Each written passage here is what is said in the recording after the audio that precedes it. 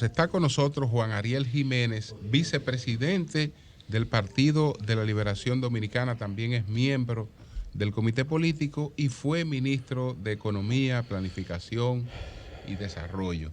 Entonces, aunque ayer no era un día de rendición de cuentas, el presidente encabezó un acto en Santiago y pronunció un discurso de contenido muy político, y entonces estoy seguro que el PLD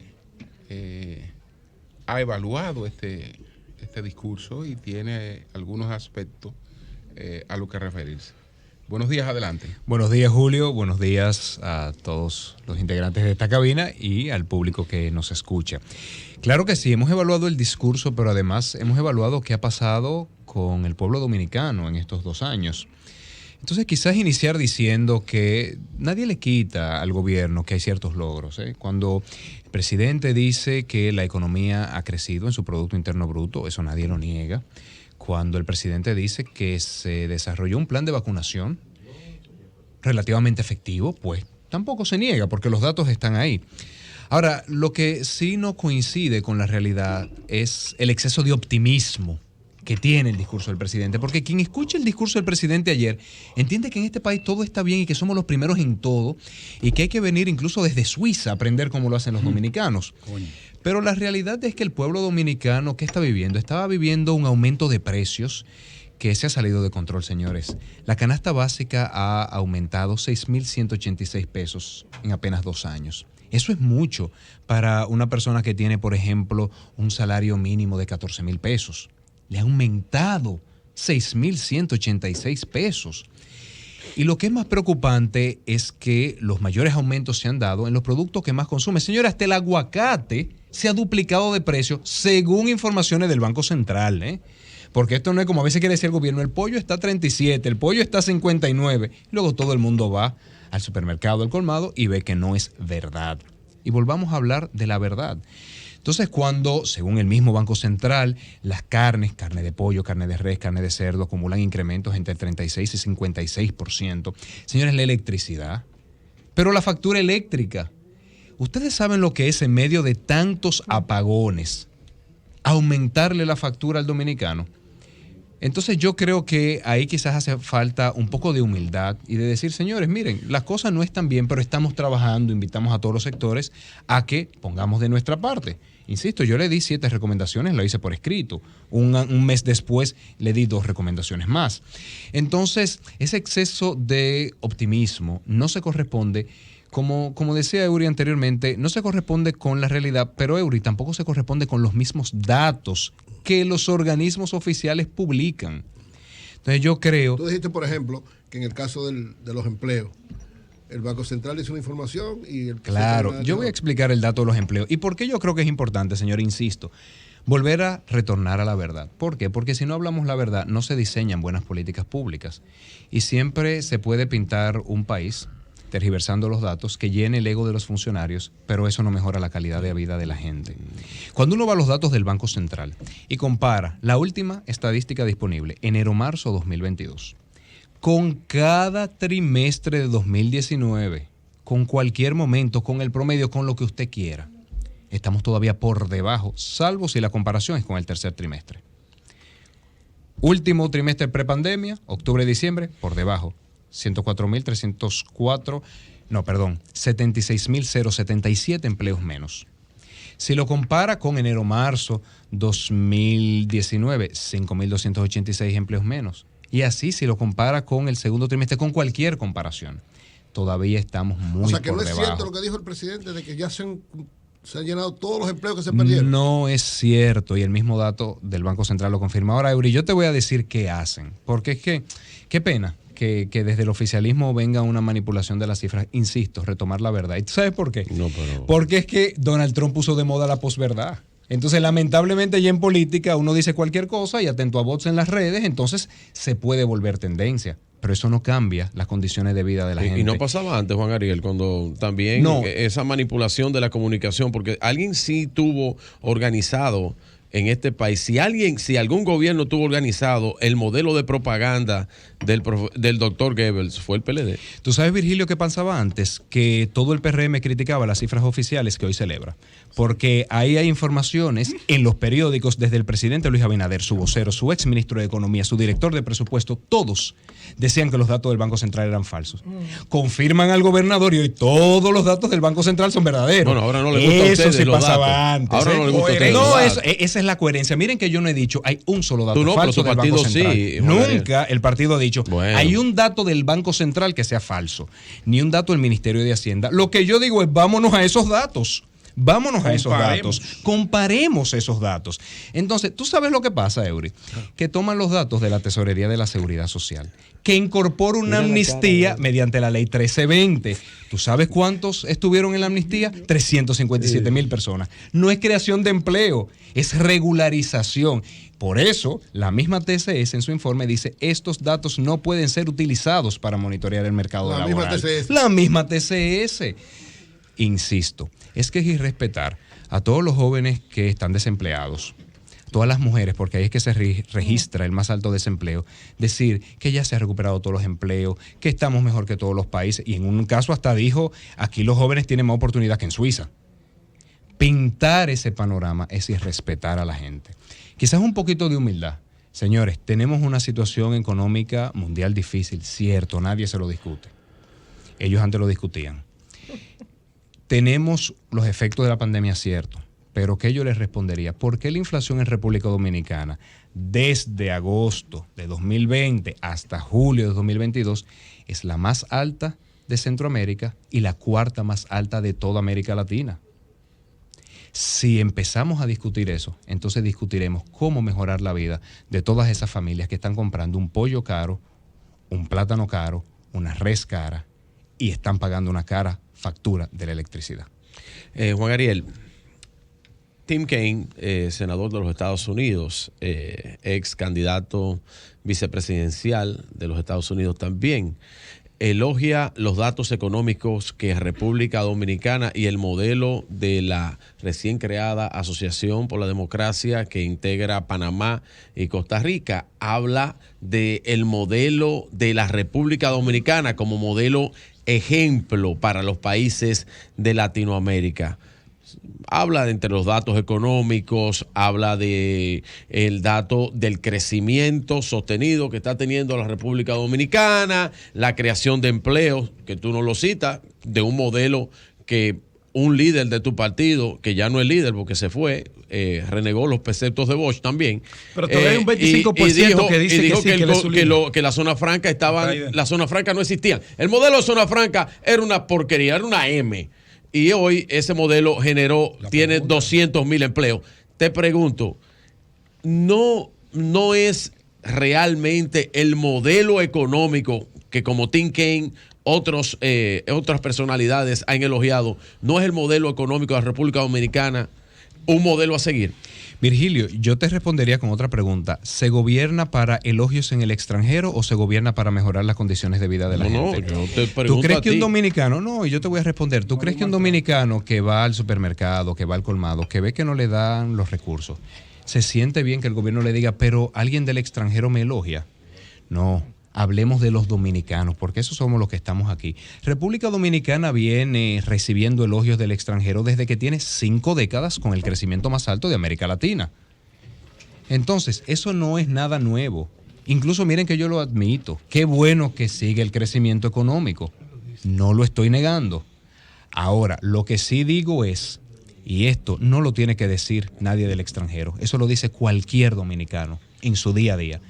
Los precios están aumentando demasiado, no se consiguen empleos. Sí, y eso que sospechan los dominicanos es confirmado por los datos oficiales del gobierno. Ahora, Juan Ariel, cuando los modelos sin embargo, de precios se caigan, ¿qué vamos a hacer con la campaña? Sin embargo, cuando se evalúa la figura del presidente, claro, la figura del presidente parece bien valorada. Aparentemente, el tema inflacionario, la gente no lo está ligando directamente a la figura presidencial. y algunas cosas que ocurren en el gobierno, el presidente pues trata de sacarle la mejor cara posible. Si tiene que desvincular a un funcionario importante, aunque haya sido jefe de su campaña, lo desvincula del gobierno, pero le saca provecho a eso. Si tiene que mandar uno a la justicia, deja que la justicia se encargue de él, también le saca provecho a eso. Y en términos de imagen, la gente lo ve como un hombre... El hombre bueno que carga pesado. Que no tiene límites a la hora de que la justicia actúe o de buscar eficiencia, porque al que no funciona, lo mueve del sitio.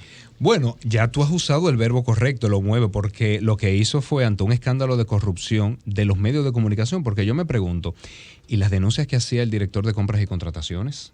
No, hasta que no sale en un programa de televisión de alta audiencia y todo el mundo empieza a comentarlo en las redes, no se toman decisiones. Entonces me hago la pregunta, ¿es un compromiso con la institucionalidad o es un miedo a justamente tener afectada la popularidad?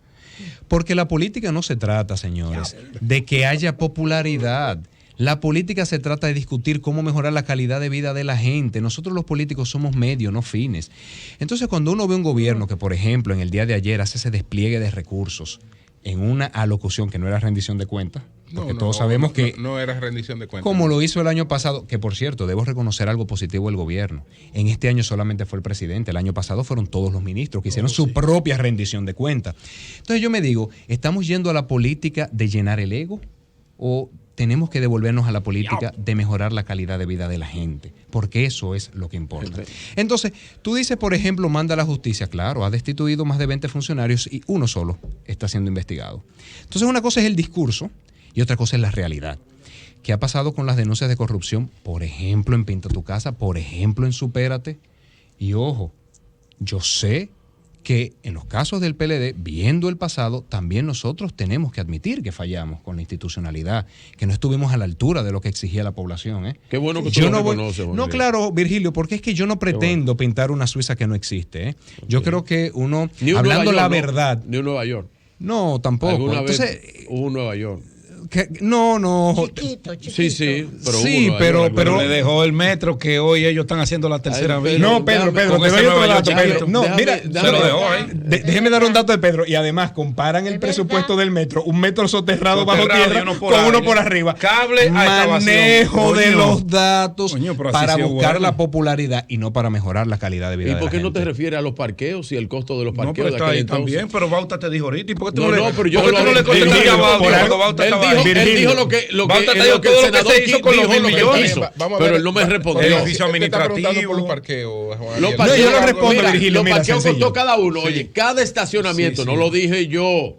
No lo dije yo. Cada estacionamiento de ese parqueo costó 800,000 pesos en el 2011. No es verdad, hombre. No, pero no es que no es verdad, que ahí están los datos. Virgilio. Queremos ver los datos cuando los datos no interesan, cuando los datos no interesan. Virgilio, mira, si hay alguna denuncia de mal manejo en una obra importante, pero Virgilio, permíteme responder. Sí, hubieron muchas. Si hubo muchas, gracias, maestro. A ver, si hay una sospecha de mal manejo en el caso de obras construidas cuando gobernaba el expresidente Fernández, que se sometan a la justicia, igual como se deberían someter las denuncias de corrupción de libros de textos digitales que cuestan miles de millones de pesos y se le asignan a un chofer. Entonces, si vamos a hablar de institucionalidad, hablemos de institucionalidad para mejorar el país y no para sacar provecho político. Yo estoy como si fuera una, ¿cómo que se dice? Una que sé yo que es repetidora. Una guaguita repetidora. Una guaguita anunciadora, la que vende el bengué. Le va a preguntar por los subsidios. Ya te